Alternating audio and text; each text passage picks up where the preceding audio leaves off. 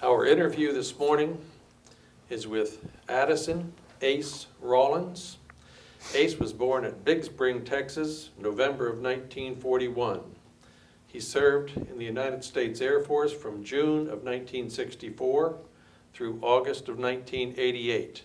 Highest rank attained was Colonel 06. This interview is conducted at Burleson, Texas on Friday, September the 3rd, 2010. My name is Dale Dexheimer. I am not related to Ace. Also in the room is Milton Gibson, who is our videographer. This interview is conducted for the Veterans History Project at the Library of Congress and also for Operation Remember at the city of Burleson, Texas.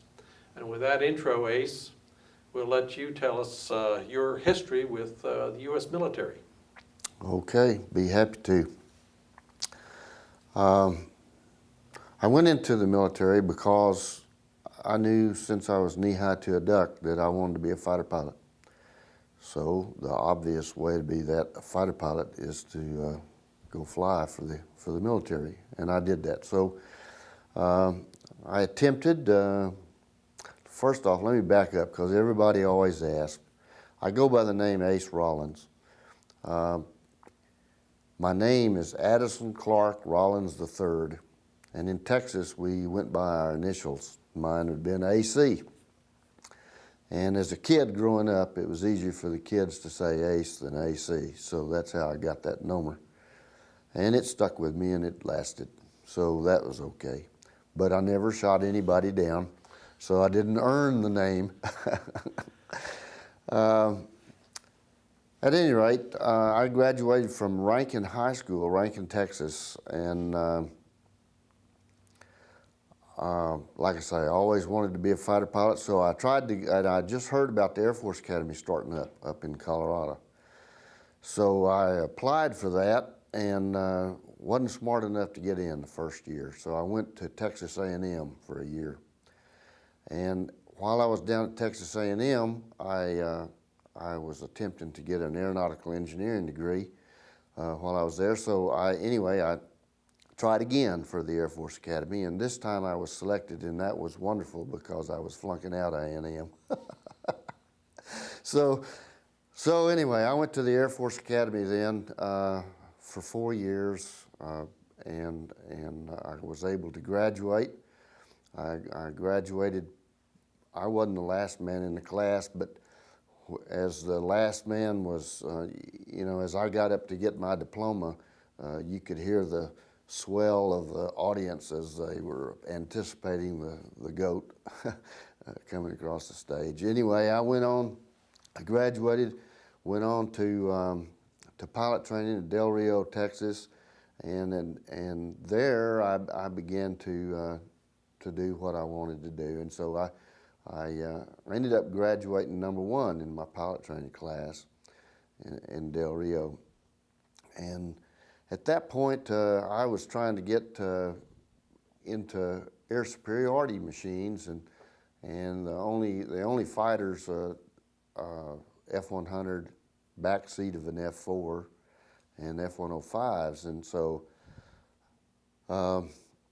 make a long story short, I found out who the wing commander was out at George Air Force Base where they had F-104s, and I got a hold of the base operator there and asked her to give me his name and everything, and she did. And so I wrote him a letter and basically told him I was going to graduate from pilot training and I was going to be number 1 in my class, and I wanted to fly F-104s, and they didn't have any 104s coming down by assignment. Well, he was a real nice guy, and he wrote me back and he said, Ace, if you want to, fly fighters for me, well, you go to F-100s, and I'll pick you up out of there. So I did that. I selected an F-100, went to Luke Air Force Base to gunnery school.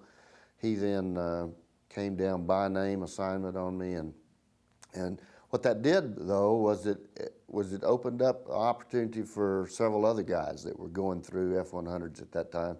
They had quit taking lieutenants into the F-104 program for a couple of years, and so that opened up an opportunity for some other guys. Anyway, we went to George Air Force Base, checked out in the F-104, learned to fly that after flying the F-100 at Luke, and then we went to Southeast Asia. So as I understand it, what I'm doing here is I'm kind of summarizing my career, specifically that part associated with the Vietnam conflict, and so that's kind of where I'm headed. But at any rate, we got to George Air Force Base. Several lieutenants, a guy named Tommy Mahan was a buddy of mine. He was one of those that had helped to get selected too, and so we checked out in the F-104, and then we went to Southeast Asia. And 435th TAC Fighter Squadron, we were assigned to Udorn Air Base, Ratchathani, Thailand, and that's where we spent the next, would have been a year, supposed to be, it ended up being about 9 months because they authorized us to come home after 100 missions up north. Now in Thailand, it was one of those deals where at that time, it was theoretically a classified location, and you couldn't tell anybody where you were, and they weren't supposed to know, and we weren't supposed to be there, and but we were. And because of that, there were some political ramifications to that, none the least of which were that we were not allowed to bomb in South Vietnam. And so what we did was we went north. We were allowed to bomb in Laos and in North Vietnam. And that's where most of the missions into North Vietnam started from, was Thailand.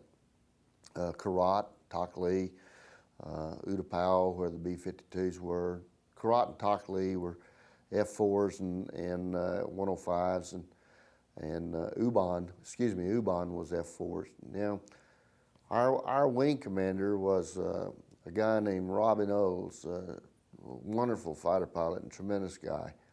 And he was I guess a double ace in World War II, and then he came to Vietnam. He was a very colorful individual. He'd been fired several times and promoted several times, and his last promotion was to brigadier general. He was a wing commander over in England, and then he made the mistake, or whatever, of putting on an air show, an acrobatic air show with F-101s, and the general officer that was telling him goodbye ripped his name off the general's list, told him he'd never make general as the end of his career. Well, he ended up being assigned as a wing commander down to Ubon, and he was a real fighter pilot. The vice commander was a guy named Chappie James. He ended up being the first four-star black general officer, and he died of cancer a few years later. But so anyway, that was the setup. We were the 8th TAC Fighter Wing was the Wolfpack, and our squadron flying F-104s out of Udorn was the Cub Pack, because we were disassociated from that wing. We were up at Udorn, they were down at Ubon. So that tour was a tour of, I like to tell people that most people don't know that the 104 was in Southeast Asia, and I explained to them that yes, that we were there, and of course that's how we ended up winning the war. And it was that airplane. It was a great airplane. It was built by Lockheed, and they call the rocket with a man in it type thing. It had a little bitty stubby wing. It went fast. What most people don't know is it also turned pretty good. It'd outturn an F-4, but you needed to keep your airspeed up above 450 to be able to do that. So we spent our time in Southeast Asia initially. Before we got there, we were sent as basically replacement aircrew, and before that, the guys they'd gone north, they'd gotten shot out with SAMs, they'd lost a few people, and we got there about the time some things changed. They pulled us back out of running up into the north, and because they felt like that, well, there was some political complications associated with the 104, and I don't think that the U.S. government, we had just spent megabucks buying F-4s and 105s, much more expensive airplanes, and they didn't politically want the F-104 to shoot anything down because it was a very cheap airplane to buy and was on its way out. So anyway, they pulled us back out of there, claiming that we didn't have a pod to protect ourselves with, and so we then were given the task of escorting. And so we escorted all kinds of airplanes. We escorted bombing missions, and we escorted EC-121s out over the Gulf, and tankers, and we ran tracks up and down North Vietnam, and then and on the over on the ocean side, and then through Laos. We did everything. We dropped bombs. We strafed. We carried out. We dropped leaflet missions. But then primarily what we did was escort. But these things ended up being long missions because we had only one squadron that was doing all this escort, and we took over the mission of a wing, basically, of F-4s. And bottom line to it is, we would run out, take off early in the morning, and run out to the Gulf.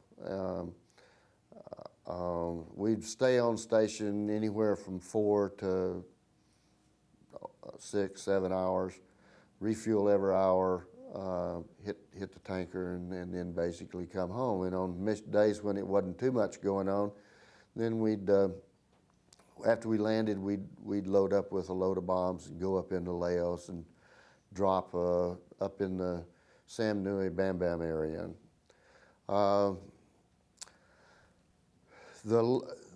We just flew. The airplane was a very good airplane, and it was a simple airplane, and we didn't fly it into the ground, and the reason we didn't was because our maintenance was so great. But a normal fighter pilot would get somewhere between 15 to 20 hours a month, and at UDORN, there wasn't a guy in the squadron. We went for 3 months, and there wasn't a guy in the squadron that got less than 80 hours a month. And in the month of December of '66, I got 127 hours. So that was considerable feat. And like I say, we were operating with, I don't remember, 18 to 20 airplanes, and just we flew them hard and put them up wet, and they did a great job. So then there was right along in there was a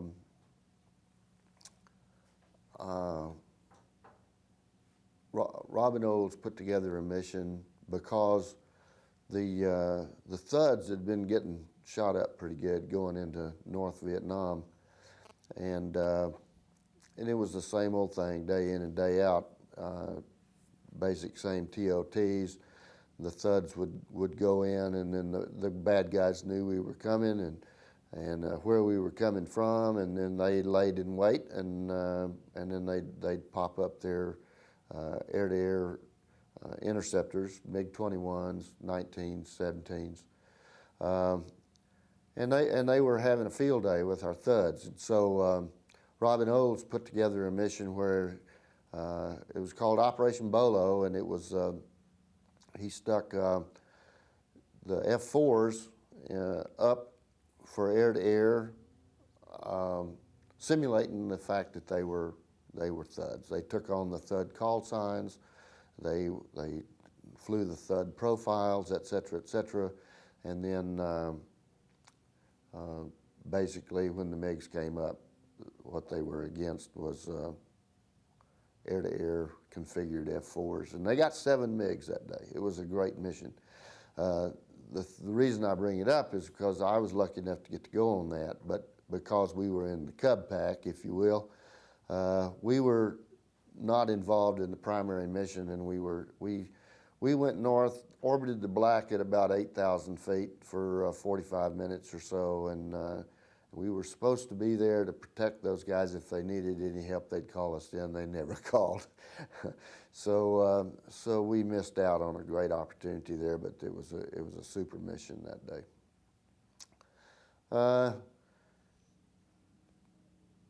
There was an interesting little side issue on that was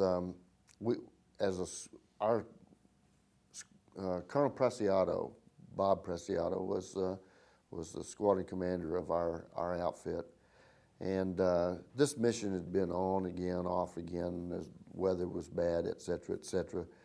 But the day we got to go, we took off and hit the tanker, and we were running just a little bit late, and the boss wanted to make the TOT, so everybody got their gas. I was the last guy to hit the tanker.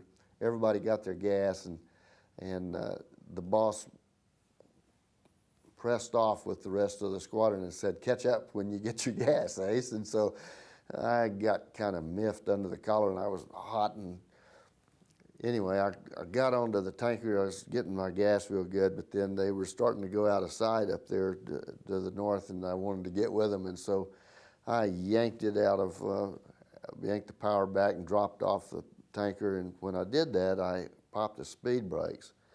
And then I started trying to catch them. We were in a kind of a doggy configuration. We had drop tanks, aim nines on the tips, and the gun, and those drop tanks were kind of a doggy configuration. And the concept was when you got into North Vietnam, we'd drop those tanks. So it was tough catching up with the gang as they were headed north, and so I decided I popped the burner to try to catch up, and it just wasn't accelerating. And finally, I figured it out that I'd come off the tanker, pop the speed brakes, and they had that drag out there. So I put the speed brakes back in, and now with burner going, I'm able to catch up to the team, and so we pressed on up north. And then the next thing that happened is that Channel 97 was a TACAN up in the Laos there, and that TACAN went off the air. So we were operating up in North Vietnam in an airplane that had basically TACAN for navigation, and the TACAN was off the air.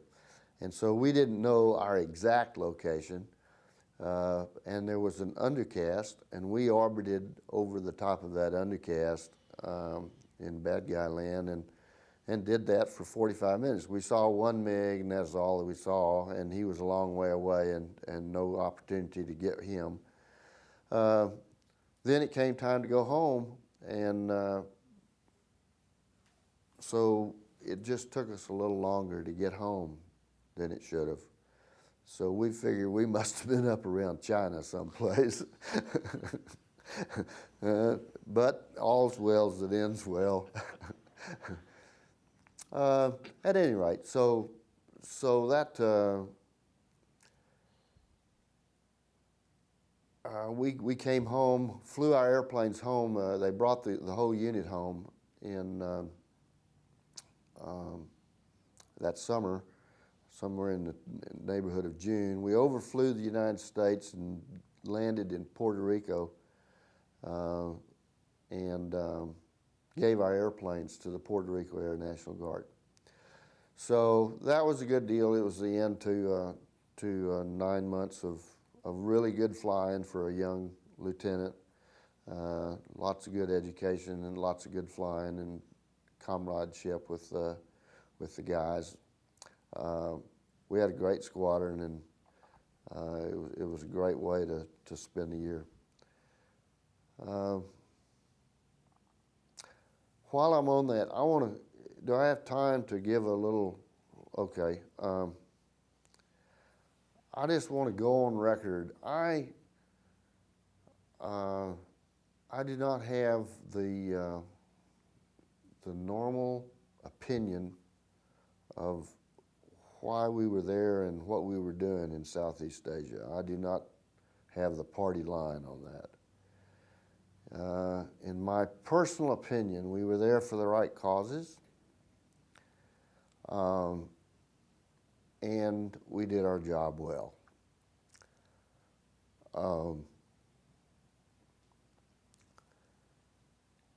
was a tough war in many respects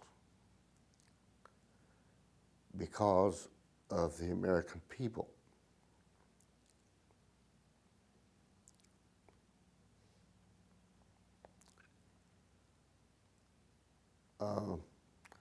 I think history will show that we played our role in bringing the wall down.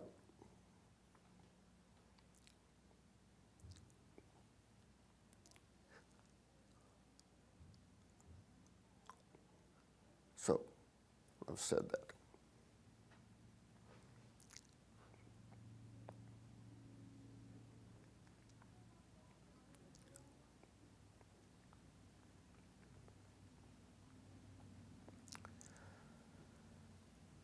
So, the Vietnam War was played out, and we had our detractors. As a nation, it was a disgraceful period, led by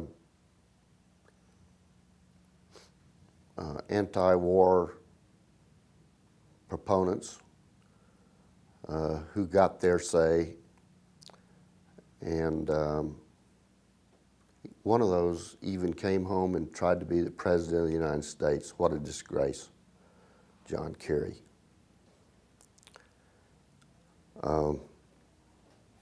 So anyway, that was that. My military career, I went on and I had a great career. I love the military and the people that I worked with. A finer group of people you can't find.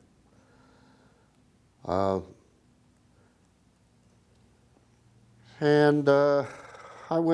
came back home, got grounded medically, had a coccidiomyosis type thing, and they told me I'd be grounded for 3 years. Make a long story short on that, I took that opportunity to go to school. I went to USC, got a master's, and then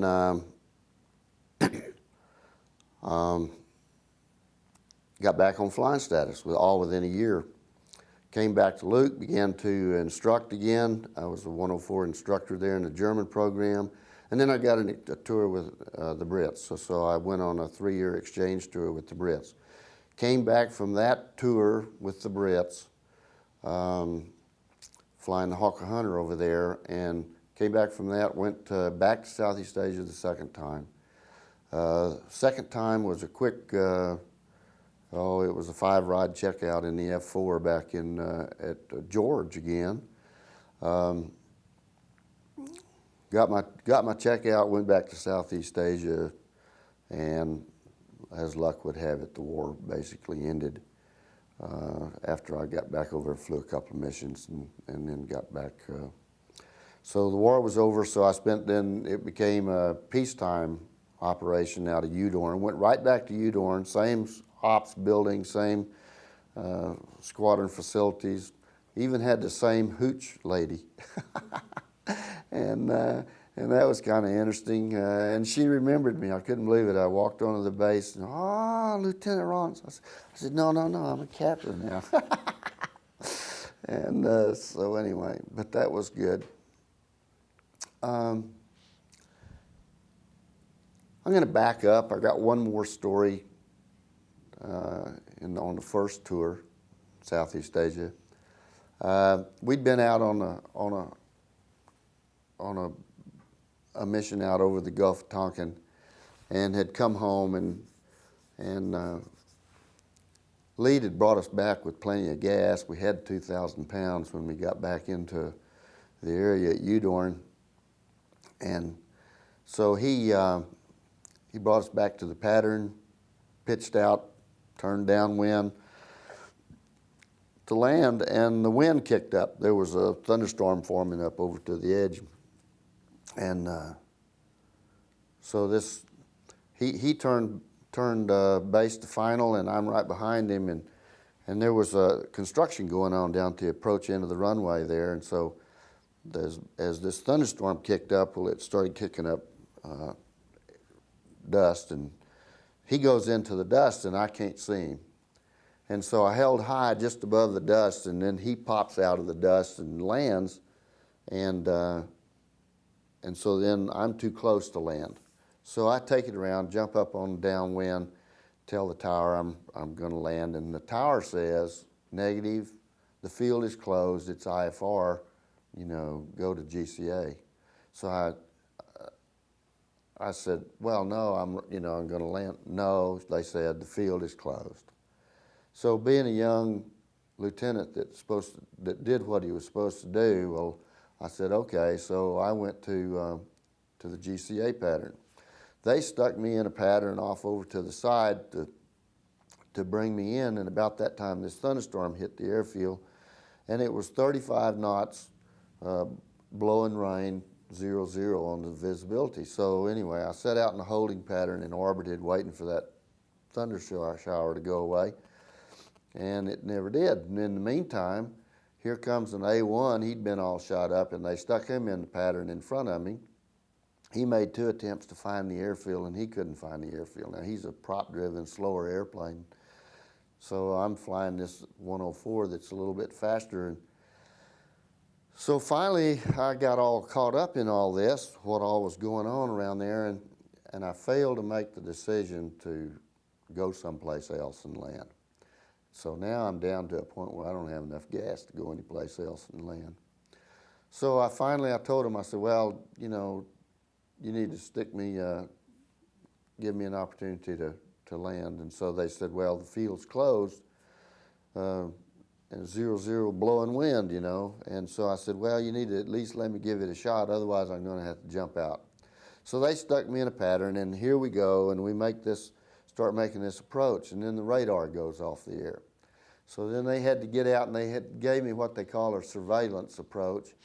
And so they had to get out and physically manhandle and turn the GCA unit around and line it up differently in some manner or other. So anyway, they did that, and they bring me in on this approach. And in the F-104, we had a little air thing that popped up and blew air off the windscreen, but so you could see when it was raining. But the truth is, it didn't help, and any kind of rain, you just could not see out of the front of the airplane. So anyway, we're doing this approach, and the guy brings me down. He's giving me what I thought was a pretty good approach, and he tells me, okay, you're over the end of the runway, take over and land visually.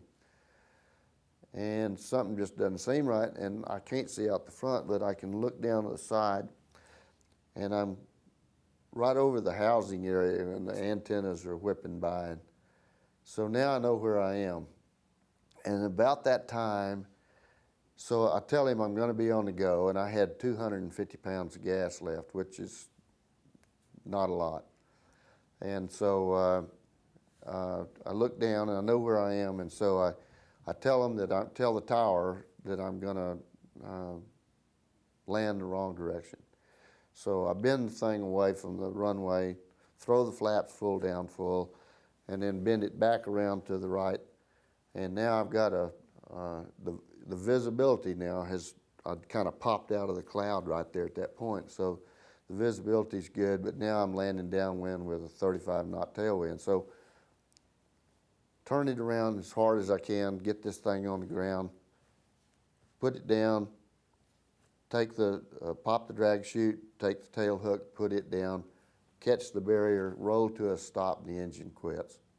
So, and my buddy, evidently in the ops section there, they had been betting on whether or not I'd jump out. So when I told them that I was going to land downwind, my buddy went running out, grabbed a pickup truck, came out to the end of the runway, and he had a beer.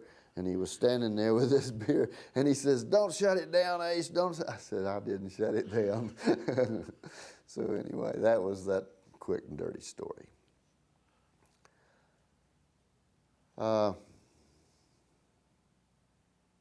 So 2 tours in Southeast Asia, and that was the end of that. And then flew a lot of different airplanes in my career. Started out in the F-100, then I went to the F-104, 1,000 hours or 1,400 hours in the F-104. Then from there, 500 hours with the Brits and the Hawker Hunter. F-4, Southeast Asia the second time. Didn't fly very much that year. Only got 100 hours, 110 hours or something in the F-4 the whole time. For that full year, we went into a fuel crisis in '73, and so we didn't fly very much. Came back out of that, went to command and staff, and a staff job at the Tactical Air Command. Out of there, was able to get an assignment to Hill Air Force Base. F-4s again, got there, they wouldn't let me fly because they were converting to the F-16. So I was able to get in on the ground floor of the F-16, wonderful airplane. We lost a lot of birds up there that second year. The first year we didn't lose any. And then the second year we were losing airplanes right and left due to various things, nobody's fault in particular. We had a TAC commander, his name was Creech, and word has it that he fired 47 wing commanders while he was the commander of TAC. Poor leadership in Ace's opinion. Not a smart way to do it, but that's the way he operated. He didn't want a wing commander that didn't have good luck. And so he fired a lot of good people. And anyway, so I was able to live through that. We were losing wing commanders and DOs and squadron commanders pretty frequently due to his leadership technique. And so anyway, I was able to live through all that. I got fired, went to Shaw Air Force Base, and when I went to Shaw, I was given an opportunity down there to be a squadron commander, and so I was able to command the 17th Attack Fighter Squadron, flying F-16s out of Shaw Air Force Base. And we were the Hooters. And that was a great period of time in my life. Following that, then back to school, got promoted to colonel, back to school, went to the Pentagon, served my 4 years in 1 year up there, compressed that a little bit, then went to Panama, started off as the DO, ended up as the vice. Another great opportunity. Went down there dragging my feet because it didn't sound too exciting to me, but we were doing a lot in that period of time in Honduras and Colombia and Panama, and there was a lot going on that we were able to participate in. And then I left there just before, maybe a couple of weeks prior to the invasion of Panama.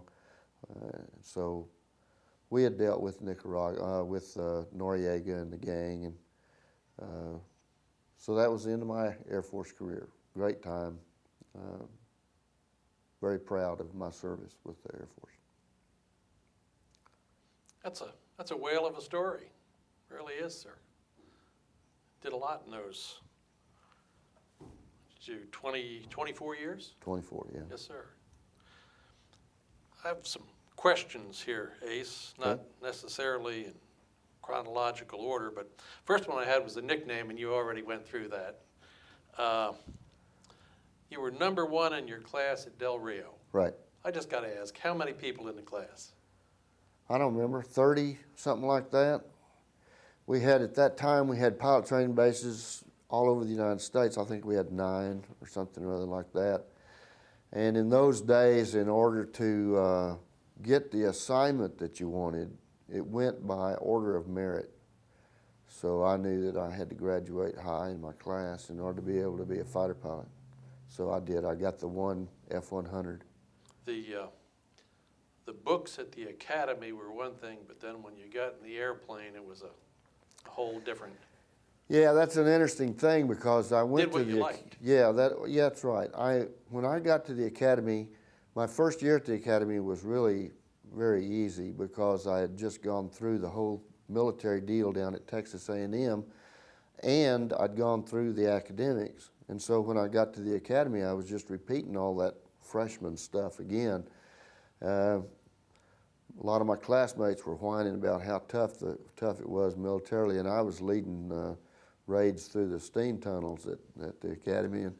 But the problem with all that was that came to an end after that first year, and then I was into new ground, and I spent the next 3 years at the Air Force Academy on academic probation.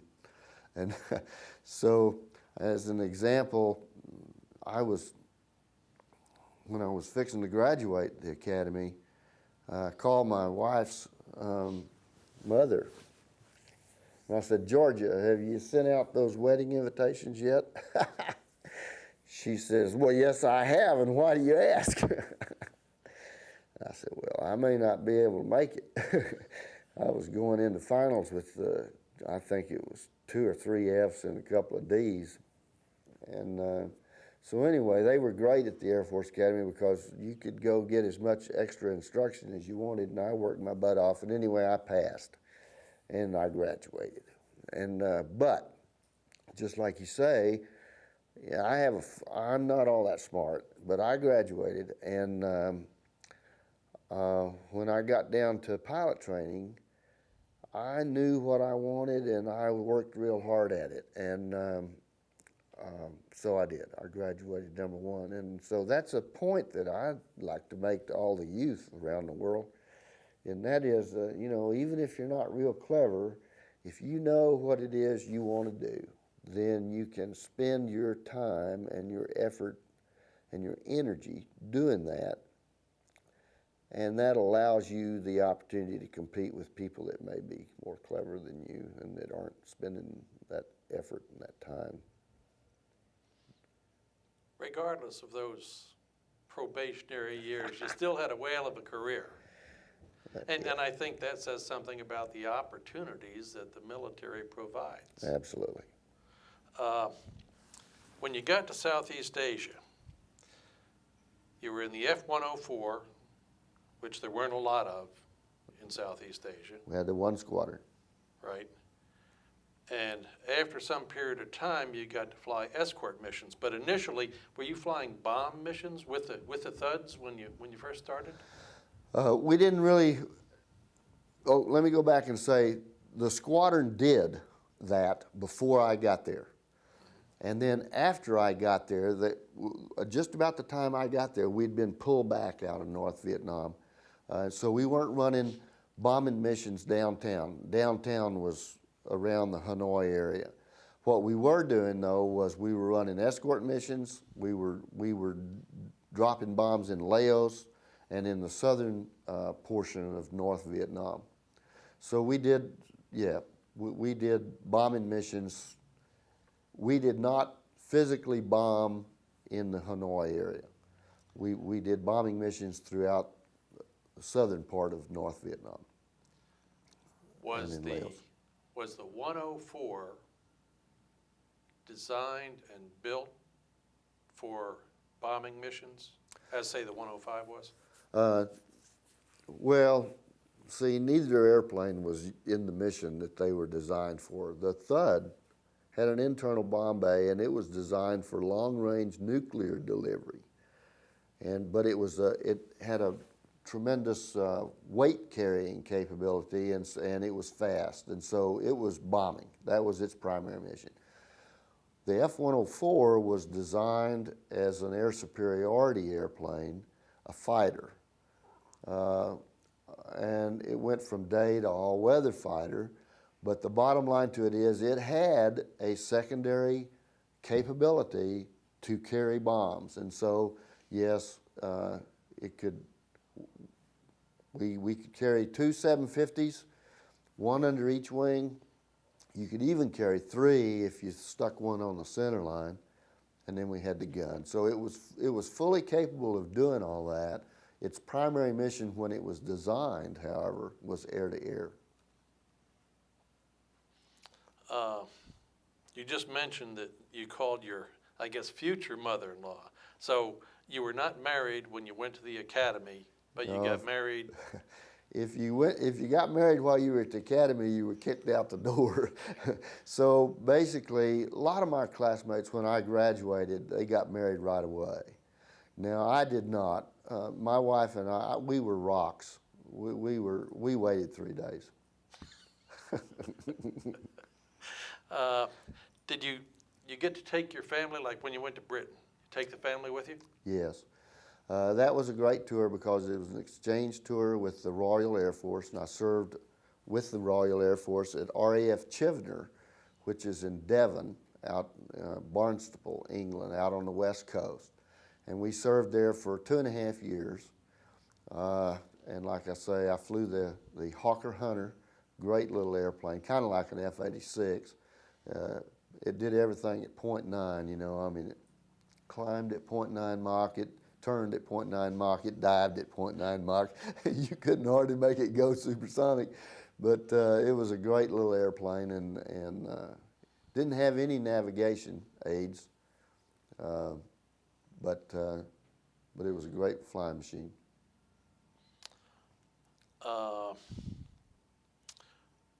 The mission where you were the last one to go up on the tanker. Right. Turned loose, forgot the speed brakes, then corrected that. With that burner going, how long could you fly that airplane with that burner going? Well, if you leave the burner cooking, you can shorten your mission down to something like 10 or 15 minutes. If you go low level, burner cooking, fast as you can, hair on fire, then you can run yourself out of gas pretty quick. On the other hand, I mean, that's why, you know, you have the capability to move this thing over here, the throttle, because you can extend with those drop tanks on. You know, we could go for hour 45 to 2 hours, depending upon what you were doing at the time. Now so what we did on that mission was, I didn't have the burner cooking very long. It didn't take very much. Once I pulled those speed brakes in to get it accelerated again, now come back out of burner, and now you got to overtake on your buddies, and you can catch up with them over a period of time. What kind of relative speed or differential did you have when you were catching up with those guys? How fast would this airplane go? Well, it was a Mach 2 airplane, so that's twice the speed of sound. In the configuration we were in that day, you'd have been lucky to get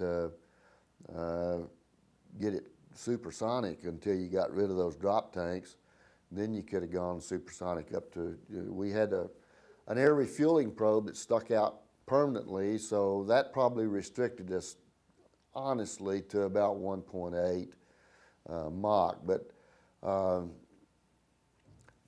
the bottom line to it is you could control what you were doing, and so we were able to. Then when we got into North Vietnam, we just punched those tanks off, and then set ourselves up on patrol, and we stayed on patrol then, and over the Hanoi area, Black River, maybe, as I indicated, maybe even further north than that, for about 45 minutes at 8,000 feet. So.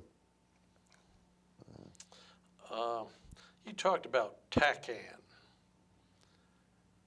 TACAN went out. It was basically for navigation. Right. For novices who don't know anything about TACAN, what is it? What's the purpose? Okay. It is a radio transmitter that transmits direction and distance. And then the airplane picks that up and then knows which direction and how far you are from that TACAN station. So it is a navigation aid. Ground-based? Ground-based. Now, this particular TACAN station, Channel 97, was placed a few miles from North Vietnam in Laos, up at the very northern part of Laos, sitting on the top of a tall peak. I don't remember the elevation, 11,000 feet or something like that, 9,000, somewhere in there, up on top of this karst mountain. And we had placed that TACAN station up there specifically to be able to give our guys a navigation capability as far into North Vietnam as we could. And there's a story about that site, Lima site. I can't remember the name of it, but anyway, it was Channel 97. They got overrun, and there was a kid that won the Congressional Medal of Honor up there defending that site. Some enlisted guys were up there maintaining that site in northern Laos, and I think they got overrun in '68, something like that. One last one that I have here, Ace. When you were in Britain, you Right. enjoyed it. You flew with Royal Air Force, I guess. That's right. The rondelles on the wings and all that stuff. Yeah.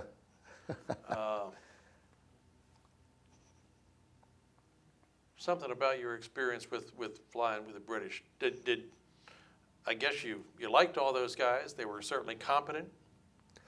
Well, absolutely. And the exchange program is one of those well-kept secrets that I just lucked into. And but the bottom line to it is, it's a wonderful program. This guy Robin Olds that I'm telling you about, he was an exchange officer right after World War II, and he, as a matter of fact, was the only American squadron commander of a Royal Air Force squadron. That's how good he was. But at any rate, my time with the Brits was just wonderful. I went over there and I selected that particular assignment because they were flying this Hawker Hunter, and I had the feeling that we had progressed in the U.S. Air Force down a path that was not going to allow us we were going to lose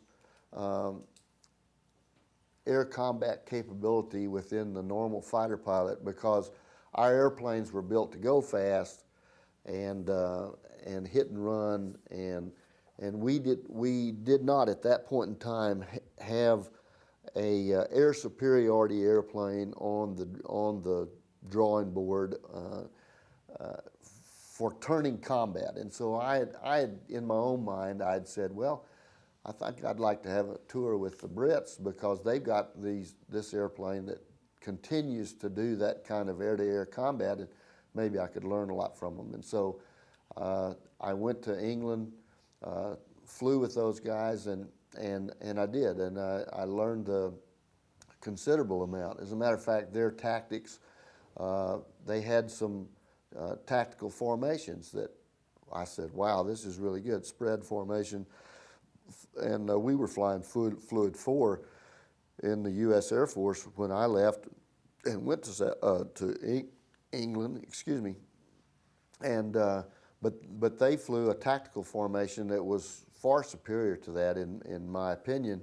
And so I was looking forward to coming back to the U.S. Air Force and introducing this spread formation that the Brits used but into our service. And what I found out was, it was really kind of interesting. I got back to the U.S. Air Force, checked out in the F-4, went back to Southeast Asia, and guess what?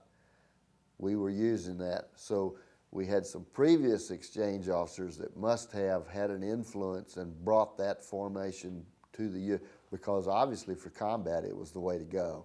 It allowed you to spread your formation, check your 6 o'clock. Every man was a gunner, that type thing, and very fluid. And so anyway, I think we were able to bring that kind of transfer of information between services because of the exchange program. Yes, the Brits were very competent. This airplane that I flew with them did not have any navigation aids, as I mentioned to you. And you say, well, not even a TAC-in? No, not even a TAC-in. So there was, with the one exception, the Mark 9 Hunter had a little dial that was, maybe this big, looked like a oil pressure gauge, had a needle that went like this. And the bottom line to it, it was a receiver. But it was a receiver for the station And as long as you were within 40 miles of that transmitter, then it would indicate how far you were from the transmitter, but you didn't know which direction it was. So the bottom line to it is that everything was DR, and by DR we mean dead reckoning, and you had to keep track in your mind. Your mind became an inertial navigator, and you were able to, well, if we had 500-foot overcast, at least 500 feet, then we would send the students off to fly, and they would take off, fly above an overcast. And I don't know if you've ever flown above an overcast or not, but you don't know where you are up there. I mean, it's just clouds you're looking at. And so, but the students, we would allow those British students to go fly, and then they'd come back and land, penetrate the weather and come back and land, and they did that. There were techniques associated with that, getting DF steers from the tower and that sort of thing. But it was a different kind of flying, and highly productive for me and enjoyable as a fighter pilot, flying low level with them and learning their air-to-air capabilities. Good, you bet. Thank you, sir. We appreciate you coming by this morning and taking the time to talk with us. We appreciate your time in the service, sir. Well, thank you. You bet. Cheers.